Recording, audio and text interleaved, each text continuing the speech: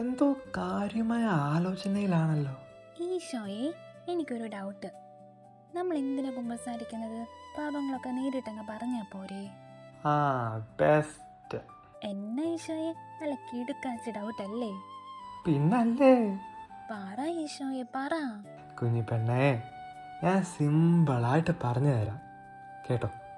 നിങ്ങൾ ചെയ്യുന്ന തെറ്റുകളൊക്കെ ക്ഷമിക്കുന്നത് ഈശോ ആണെന്ന് നിനക്കറിയില്ലേ? ഈശോ പണ്ട് ഈ ഭൂമിയിൽ ഉണ്ടായിരുന്നപ്പോഴും സ്നേഹത്തോടെ തെറ്റുകളൊക്കെ പുറത്തു കൊടുത്തിട്ടില്ലേ? പിന്നീട് സ്വർഗത്തിലേക്ക് പോകുന്നതിന് മുമ്പേ പാപങ്ങളൊക്കെ ക്ഷമിക്കാനുള്ള വലിയ അധികാരം എൻ്റെ പ്രിയപ്പെട്ട അപ്പസ്തോലന്മാർക്ക് കൊടുത്തന്നേ. ജോൺ 20:23 പറഞ്ഞിട്ടില്ലേ, നിങ്ങൾ ആരുടെ പാപങ്ങൾ ക്ഷമിക്കുന്നുവോ അവ അവരോട് ക്ഷമിക്കപ്പെട്ടിരിക്കും. നിങ്ങൾ ആരുടെ പാപങ്ങൾ ബന്ധിക്കുന്നുവോ അവ ബന്ധിക്കപ്പെട്ടിരിക്കും.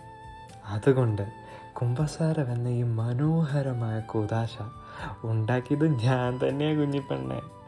അച്ഛന്മാർ സ്വന്തം കഴിവ് കൊണ്ടല്ല തെറ്റുകൾ ക്ഷമിക്കുന്നത്, മറിച്ച് ഈശോ കൊടുത്തുവിട്ട ആ പ്രത്യേക അധികാരം ഉപയോഗിച്ചാണ്.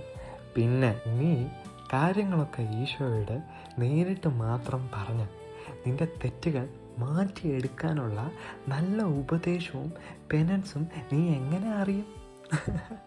അതിനു വേണ്ടിയാണ് ഈശോ വൈദികരെ ഉപയോഗിച്ചത്. അച്ഛന്മാരിലൂടെ ഈശോ തന്നെയാണ് ഉപദേശവും പ്രായശ്ചിത്തവും തരുന്നത്.